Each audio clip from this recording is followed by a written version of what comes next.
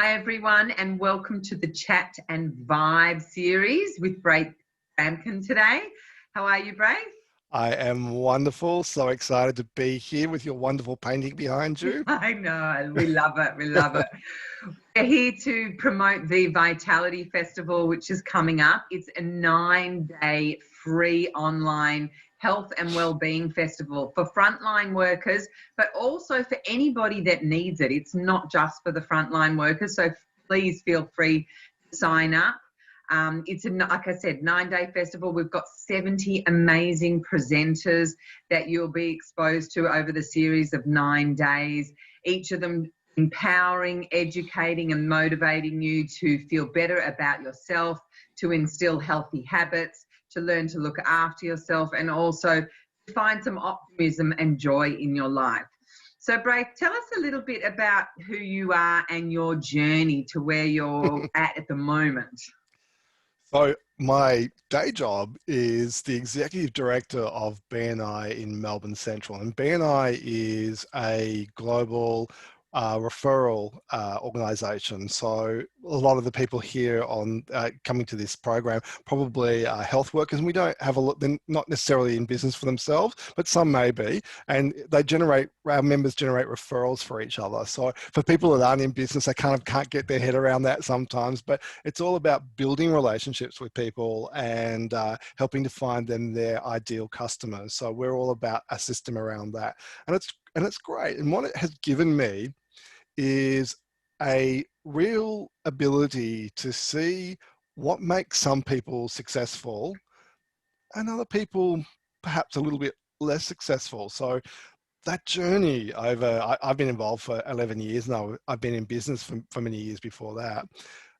I've learned a few things about what it takes to be successful. And just before we came on this call, we were actually talking a little bit between us about what's happened in COVID and how some people seem to have made this work for them and other people have been challenged by the situation. And it's okay to be challenged by a situation, but the people that actually can recognize that and take some action are the ones that are going to have a lot better outcomes during this. So, it's okay not to know all the answers, but I think it's really important that we seek to find better ways to manage ourselves and manage the way in which we deal with crisis and change and stress.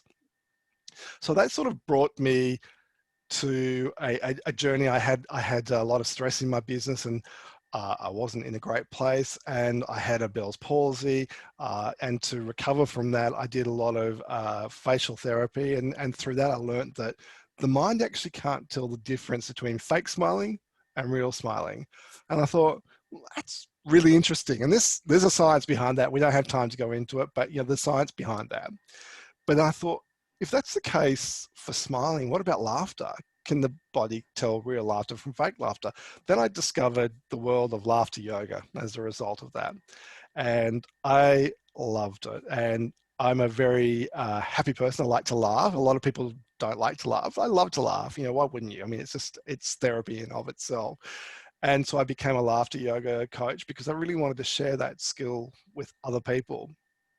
And I really enjoy being in that laughter community, and I love the work that we do there, and it's a lot of fun. But through that, I got introduced to breathing and what you would call breath work, which is it's in the zeitgeist at the moment. Everyone's interested in breath work. It's a really hot topic at the moment. There's a lot of big players out there. You might have heard of Wim Hof with the ice baths. You've probably heard of people doing free diving. There's a lot of stuff out there at the moment, so it's in the zeitgeist.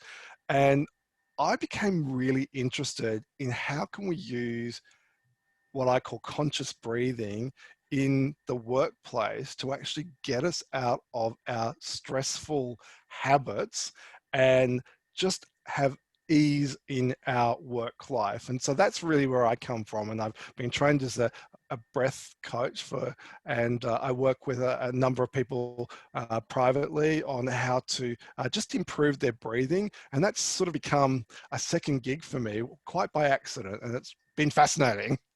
And it's so true, because you find that as soon as you get stressed or nervous, your breathing increases, and it's the same thing. When you're feeling really calm and relaxed, your breathing really slows down. So does it work in the sense of what you're doing, that when you're feeling stressed, and Mhm. especially for people listening or watching this now, if you regulate the breathing, does it help you to calm down? Did you know that of all the organs in your body and all the functions in your body, the only thing that you can take over control of is your breath? That's the only thing we can control in our entire body. We can control our movements, obviously, but the organs, we can control that. So we know in common usage when people say take a deep breath or just breathe, we know intuitively that somehow the breath helps to anchor us and bring us back into ourselves.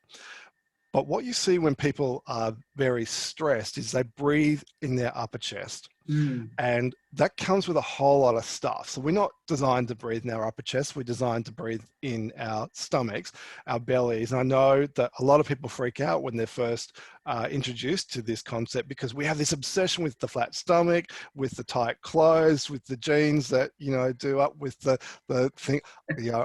I just want to invite you all to let that go because, no one cares. Yeah. But the reality is, we need to give our belly the ability to breathe freely, because we breathe in our diaphragm, and we're actually creating stress by wearing tight clothes and by not sitting well, because we then push all of that breathing into our intercostal muscles and our collarbone and our chest, which are our secondary breathing muscles. So we breathe shallow. And when we breathe shallow, we tend to breathe fast because there's not a lot of volume going into our lungs. And our lungs want to be expanded. They're muscles. They want to be expanded. And all the really good bit of the exchange of air happens at the very end of our lungs. And if we're not breathing to our fullest capacity, we're actually telling our autonomic nervous system, you're in stress. So we're into a sympathetic nervous system reaction, which is fight and flight. Worked really well. We're in a cave when there's a bear coming up. Got to run. Be the fastest one. You don't have to be the fastest one. You just have to be faster than the next person. and you're out of that situation. And we're designed for that. So stress is actually okay. And in the workplace, a level of stress is okay, because we need to be focus and some level of stress, particularly if frontline workers, when you're dealing with emergency situations, you need to make snap decisions. And so the blood goes into our muscles, that goes into our heart, and it goes into our brain, so we can quickly make decisions. So we can be in that situation for periods of time, but so often we can't get out of that. And when we stay in that situation in business, in frontline work, or in our general life, we're actually telling our bodies we're stressed. And that has an impact on so much of our life. And people say to me all the time, why do I need to learn breathing from you? I've been doing it since I was born. And of course you have, because you'd be dead if you didn't. But what happens when we're 5 or 6 and we go to school is all that natural breathing pattern gets beaten out of us. We sit in chairs, we wear weird clothes, we wear tight clothes.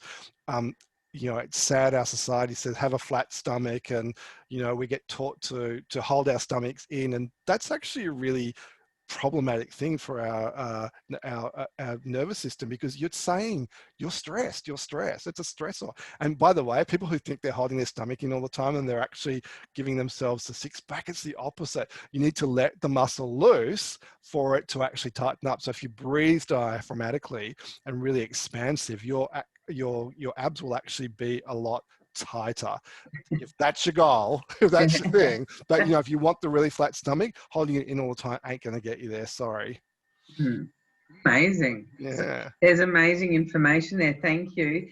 I think what's also important is that the body, like you said, it can deal with short amounts of stress and the flight or fright response. But when we're kept there for a long period of time, I think that's where it becomes detrimental. And I think especially, in the times that everybody's facing at the moment, frontline workers and everybody who's in a stressful situation because of the fear that we're all, so the soup fear, I call it, we're all sort of sitting in that soup. It's really difficult not to feel stressed out. Mm. And, you know, physically we react to that, and Mm. it has a number of effects. So we don't digest our food properly.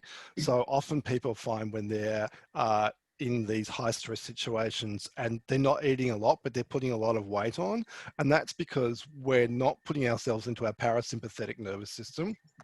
And and that's where we're rest and digest. And, you know, digestion is one of those things. So people who put on a lot of weight for no reason are often stressed, and you hear people saying, oh, I got rid of my stress and I lost a lot of weight. Well, that's what's going on there.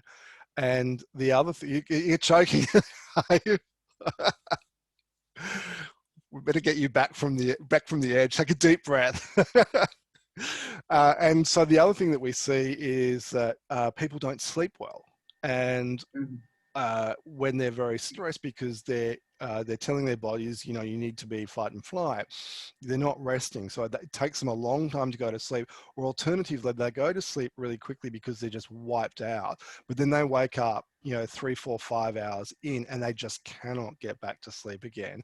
And that's because your body is saying, "Hey, I'm stressed. I've got to be at work. I've got to be awake. I've got to Mm. go. I've got to go. Something's got to happen." You know, and your mind's ticking over, and that, you know, that monkey mind, just, you can't stop that cycle because, you know, you're telling your body, I need to be ready to take an action. I need, something's going to happen and I've got to react to that. And the cumulative effect of that is really quite problematic. You know, it's weight gain, it is illness, it is inability to function. So you keep that up for a really long time, you Mm. can't focus. And when you're in a high pressure job and you can't focus, you make mistakes. Yeah. Yeah. And And it's, it also affects the way that our hormones are released into our system. I mean, it's got so many different mhm, effects. And like you said, you know, the left and right hemispheres stop talking to each other. So it really breaks mhm. down the decision making process. Hey, I want to give you one really quick tip that everyone can do right now is if Yeah. you hold your finger below your nose and just breathe normally and work out which side is dominant. So your left side is your parasympathetic, the rest and digest, and your right side is your sympathetic, fight and flight. Now it's okay to oscillate between that, and you should be oscillating every 90 minutes to maybe 2 or 3 hours. So that's normal. But if you're constantly right nose dominant, that's how you know you're in a high stress situation. You're not oscillating between the two. So you can do that a couple of times throughout the day. Really easy way of telling where you're at. So Mm. it's a little trick that you can use. And so what happens in the reverse if you're more breathing with the left side predominantly? That tends not to happen so much because, you know, your body does regulate that. So if you're in a real rest situation, your body will naturally kick you into a state of engagement. So that tends to not, you tend to not sort of hang in that place because you basically be asleep all day, and we just don't function that way. But the other way is very possible, to be in that stress situation for a really long period of time. Yeah, wow, fantastic.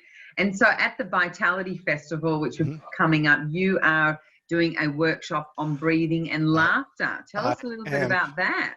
Well, I'm going to, not so much on laughter. I'm going to do a little bit on laughter. So we're going to laugh because, you know, I like to do it. But I'm particularly going to teach people the three types of breathing. And I'm going to teach them about coffee breathing, water breathing, and coffee. I'm losing my mind. Coffee, water, and fire. Oh, gosh, I'm losing it there. So we want to understand the three different types of breathing. So you want to bring yourself up, you want to bring yourself down, and you want to balance yourself.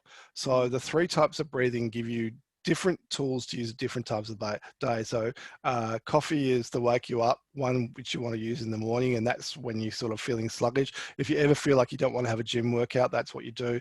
Water is balancing, and then the other one brings you down, rest and relax. So I'll give everyone two different tools that you can use in those situations to really help you to change your state, because you can change your state really quickly. So if you've just done a shift and you're frazzled and you really want to calm down, go and see your families and kids and whatever, and not be like that. I can give you a tool within 3 or 4 minutes. You can bring yourself back to a state where you can leave some of that stuff behind. And look, it does take practice, so you're not going to have an instant transformation forever, but you will be able to learn how to do this on a regular basis and consistently practice. You can actually change your state on a really significant manner.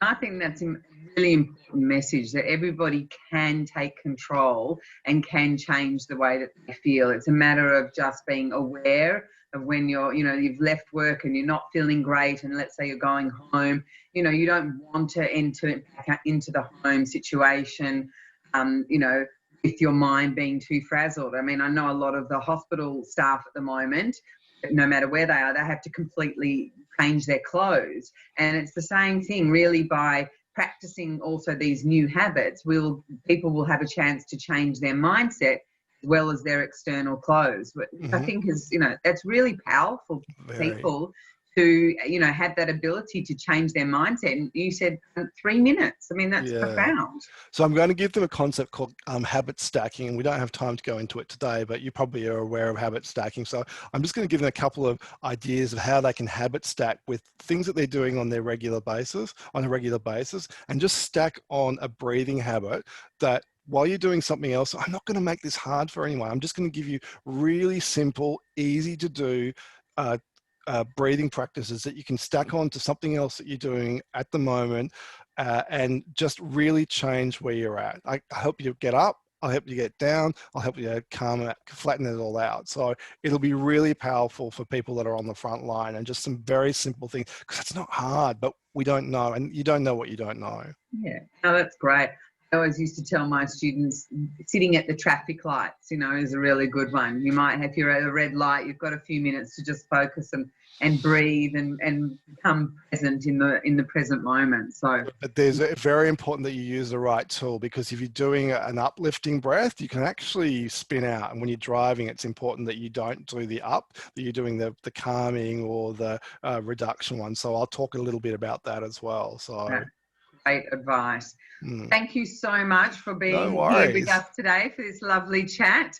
And also, you've got some exciting things that are coming up that I'd love you to tell us about before we go. You mentioned before you've got a book coming out next year. Tell us about that. Been a bit busy, so I've actually I'm 2/3 of the way through it. With my publisher is on my tail at the moment. It's called The Business of Breathing. So I'm taking these concepts and I'm really applying them to the workplace and giving people real actionable tools to help them get through their work day. So I'm really excited about that. And I'm also going to be releasing around the same time a very simple program online that people can use to actually give themselves the tools to take through their workday. So the whole the package of it will just give people a really easy way, because none of this is hard. I mean, there's lots of hard breathing practices out there, but it's not my thing. I'm going to make it really easy for people, because from my perspective, it's about giving people the tools to actually take control of their life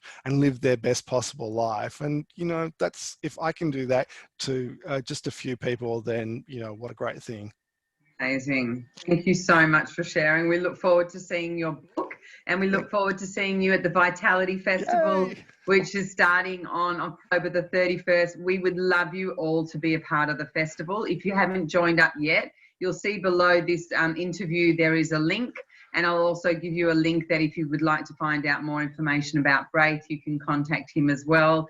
And just so you know, you don't have to do the whole of the festival. At the end of the festival, you will get access to all the workshops as they will be recorded, and you'll have them for your own use to listen to whenever it suits you. So thanks again, Braith. Have a lovely day. Can't wait to see you all there. Yeah, enjoy.